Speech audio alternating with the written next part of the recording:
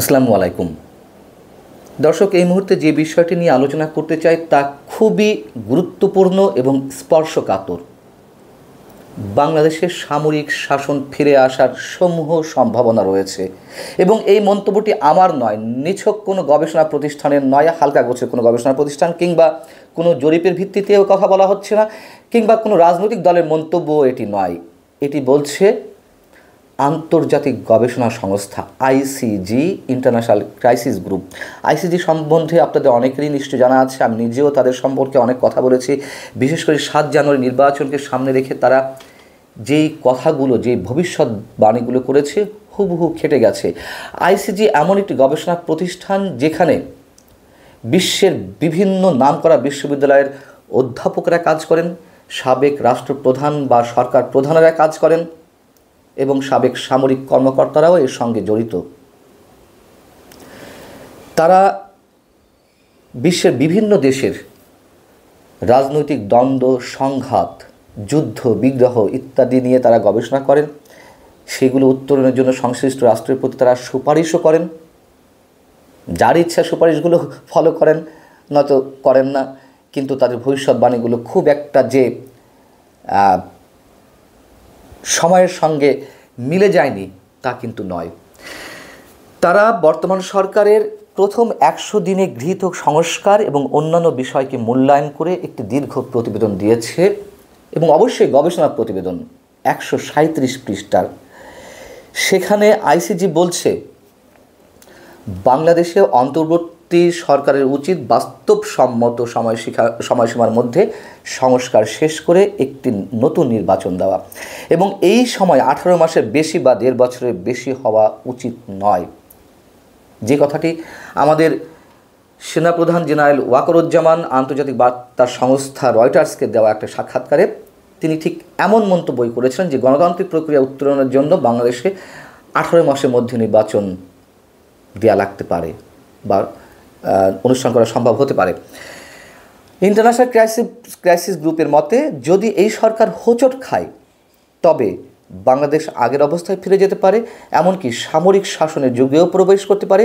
দীর্ঘ সময় এই সরকারের ক্ষমতায় থাকা উচিত নয়। তারা যে প্রতিবেদনটি দিয়েছে তার শিরোনাম হচ্ছে a new Ira in Bangladesh, the first 100 days of reform.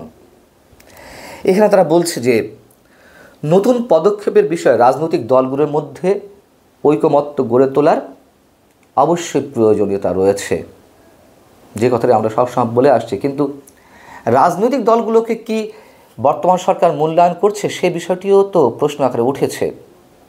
বিভিন্ন যে সংস্কারমূলক কার্যক্রমের জন্য সংস্কার কমিশনগুলো কাজ করছে, রাজনৈতিক দলগুলোর সঙ্গে বসেছে, তারা লিখিত আকারে প্রস্তাব চাচ্ছে, কোনো ধরনের মতবিনিময় করতে চাচ্ছে না এবং এক ধরনের দূরত্ব রাজনৈতিক দলগুলোর সঙ্গে বর্তমান সরকারের রয়েছে, এ কথা তো বিভিন্ন জায়গা থেকে উচ্চারিত হচ্ছে।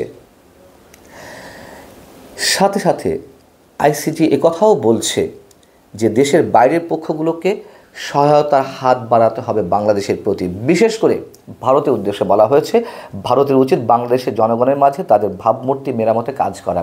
যদিও আমরা ভারতের পক্ষ থেকে এই বিষয়টি কোনো ধরনের গুরুত্ব দিতে দেখছি না। তারা তাদের যে এজেন্ডা, তারা এক আওয়ামী লীগকেই চেনে বাংলাদেশ হিসেবে, আওয়ামী লীগের জন্য যা কিছু করার করে যাচ্ছে। এটি যে ভারতের জন্য বিপদ ডেকে নিয়ে আসতে পারে সেই ইঙ্গিতই ইন্টারন্যাশনাল ক্রাইসিস গ্রুপ দিচ্ছে। এখানে বলা হচ্ছে এই রিপোর্টে গণ অভ্যুত্থানের সাবেক প্রধানমন্ত্রী শেখ হাসিনাকে ক্ষমতাচ্যুত করার 3 মাস পর বাংলাদেশ অন্তর্বর্তী সরকারের সংস্কার এজেন্ডা আরও স্পষ্ট হচ্ছে, তবে তা নিয়েও প্রশ্ন রয়েছে। তারা বলছে একই সঙ্গে তাদের সামনে এগোনোর পথে সুপ্ত বিপদেরও আভাস পাওয়া যাচ্ছে। বিপদের কথা তো আমাদের মতন ছোটোখাটো মানুষরা ইঙ্গিত দিয়ে আসছি, তাই না? এবং সেই ইঙ্গিত দিতে গিয়ে একই ধরনের ইঙ্গিত দিয়েছিলাম আওয়ামী লীগ সরকারের সময়, তখন আমাদেরকে রাজাকার বানিয়ে ফেলা হয়েছিল।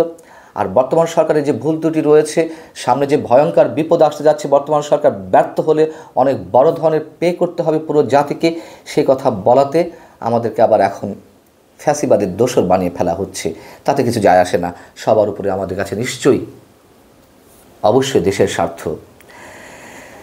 মেয়াদ সম্পর্কেও বলা হচ্ছে এই রিপোর্টে। সেখানে বলা হচ্ছে যে শান্তিতে নোবেল পুরস্কার বিজয়ী প্রফেসর ডক্টর মোহাম্মদ ইউনূসের নেতৃত্বাধীন এই সরকার আরও 1 বছর সম্ভবত এর চেয়েও বেশি সময় দায়িত্ব পালন করবে বলে এই মুহূর্তে মনে হচ্ছে। তার কারণ নির্বাচনের কোনো রোডম্যাপ তো সরকার এখনও পর্যন্ত ঘোষণা করতে পারলো না, স্পষ্ট করে কিছু বলতে পারছে না। ডক্টর মোহাম্মদ ইউনূস এএফপির সঙ্গে সাক্ষাৎকারে তিনি গত পরশুদিনে একটি কথা বলেছেন যে সংস্কারের পর নির্বাচন, যা মানুষের সন্দেহকে আরও তীব্র করে তোলা হচ্ছে। এখানে সেই বিষয়টিও এসেছে। এখানে বলা হচ্ছে যে জনপ্রত্যাশা যেটি রয়েছে বর্তমান সরকারের প্রতি, তার ভালো খারাপ দুই দিকই রয়েছে। যদি সংস্কার আনতে অন্তর্বর্তী সরকার হোঁচট খায়, সম্ভবত এর পরিণতি দাঁড়াতে পারে সামান্য অগ্রগতি সহ একটি আগাম নির্বাচন। অর্থাৎ সরকার যে পথে এগোচ্ছে, একটা নির্বাচন হয়তো বাধ্য হয়ে দিতে হবে, কিন্তু তার পরিণতিও খারাপ হতে পারে। আবার সবচেয়ে খারাপ যে দৃশ্যপট হতে পারে সেটি সামরিক বাহিনী সম্পর্কে বলা হচ্ছে যে সামরিক বাহিনী ক্ষমতা গ্রহণ করতে পারে। অন্তর্বর্তী সরকারকে তারা সামাজিক সমর্থনের ভিতকে শক্তিশালী রাখতে দ্রুত কিছু অর্জনের দিকে নজর দেওয়া উচিত। সামরিক বাহিনী দেওয়ার চেষ্টা করছে, আমরা এই কথাও জানি, কিন্তু সামরিক বাহিনী এখন কি করবে সেটিও তো একটি প্রশ্ন। যে সরকারের সব কিছুতে তারা হস্তক্ষেপ করবে না। সামরিক বাহিনী অবশ্য নানান বিষয়ে সমর্থন দিচ্ছে, নানান বিষয় ইঙ্গিতও আমরা পাচ্ছি, সেটি তো জেনারেল ওয়াকারুজ্জামানের কথাবার্তাতে উঠে এসেছে। কিন্তু সেই 18 মাসের নির্বাচনের যে তার প্রত্যাশা, সেটিকে সরকার প্রত্যাখ্যান করেছে। আমরা তো দেখেছি প্রধান উপদেষ্টা সহ অন্যান্য উপদেষ্টার মন্তব্য। যাই হোক, এবং যতদিন এই সরকার ক্ষমতায় বেশি থাকার চেষ্টা করবে, তাতে যে বিপদ ঘনিয়ে আসার সম্ভাবনা সেটি উল্লেখ করে বলা হচ্ছে যে আকাশচুম্বী জনপ্রত্যাশা সামলানোই হবে খুব চ্যালেঞ্জিং। আমরা জানি জনক্ষোভ বাড়তে শুরু করেছে সরকারের প্রতি। আইন শৃঙ্খলা পরিস্থিতি, নিত্য পণ্যের যে ঊর্ধ্বগতি, খাদ্য মূল্যস্ফীতি 12% ছাড়িয়ে গেছে। এটি গত 2 দিন আগের কথা, 12%।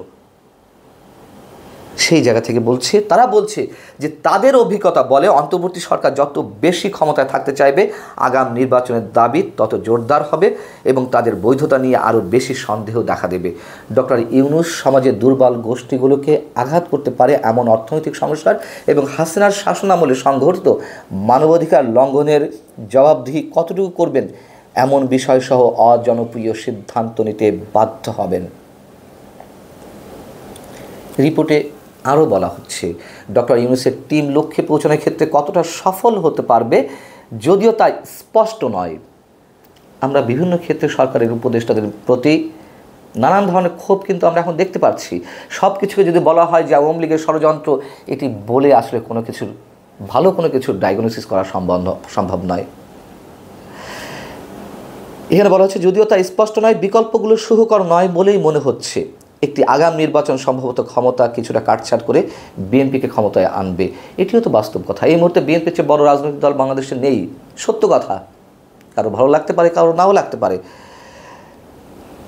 ইন্টারন্যাশনাল ক্রাইসিস গ্রুপ বলছে বিএনপিকে উদ্দেশ্য করে যে দলটির অতীত কর্মকাণ্ডের পরিপ্রেক্ষিতে অনেকেরই সংশয় আওয়ামী লীগের চেয়ে তারা তেমন ভালো কিছু করে দেখাতে পারবে, প্রশ্ন আকারে উঠেছে।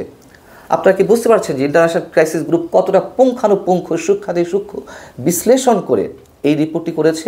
শুধু এই রিপোর্ট নয়, আমি বলেছি তারা যেই রিপোর্টই দিক না কেন, যথেষ্ট গবেষণার ভিত্তিতে বাস্তবসম্মত রিপোর্টগুলোই উপস্থাপন করে। তারা বলছে যে এতে সামরিক শাসন আমলের সূচনা হবে, আবারও বলছে, এবং দীর্ঘ এই প্রতিবেদনের সামরিক শাসনের শব্দগুলো অসংখ্যবার এসেছে। তারা বলছে ডক্টর ইউনূসের সরকারকে যারা দুর্বল করতে চাইছে, তাদের বিরুদ্ধে এই সরকার সবচেয়ে ভালো সুরক্ষা হবে অব্যাহতভাবে নিজেদের কাজের সুফল দিয়ে যাওয়া। যেটি বলছিলাম, আওয়ামী লীগের ভুল ত্রুটি দেখিয়ে দিতে গিয়ে তারা আমাদেরকে রাজাকার বলে উল্লেখ করছিল। এখনও এই সরকারের ভুল ত্রুটি দেখাতে গিয়ে যখন আমরা সমালোচনা করছি, সেই আগের মতোই গড়ে সবাইকে বানিয়ে ফেলা হচ্ছে। সমালোচনাকারীদেরকে বলা হচ্ছে ফ্যাসিবাদের দোসর, অর্থাৎ আওয়ামী লীগের দোসর, যা সুফল বয়ে নিয়ে আসবে না, বরঞ্চ সমালোচনাকারীদের সুরক্ষা দেওয়ার কথা বলা হচ্ছে। এখন যে যায় লঙ্কায় সে হয় রাবণ, আমরা জানি। নিশ্চয়ই আমরা এই সরকারের জন্য সেটি প্রয়োগ করতে চাই না। সরকার যদি বোঝে ভালো, কিন্তু আমাদের কথা শুনুক আর না শুনুক, বাস্তবতা হচ্ছে ইন্টারন্যাশনাল ক্রাইসিস গ্রুপকে, তাদের এই প্রতিবেদনকে যথেষ্ট গুরুত্বের সঙ্গে নিতে হবে সরকারকে এবং আমাদের প্রধান উপদেষ্টা ডক্টর মোহাম্মদ ইউনূসকে। আবারও বলি, এটি নিছক কোনো প্রতিবেদন নয়। আপনারা খোঁজ নিয়ে দেখুন, ইন্টারন্যাশনাল ক্রাইসিস গ্রুপ যা বলে, আমার অভিজ্ঞতা আমি বলতে পারি সেটি মোটামুটি 80 থেকে 90 ভাগ খেটে যায়। আল্লাহ হাফিজ, ভালো থাকুন সবাই।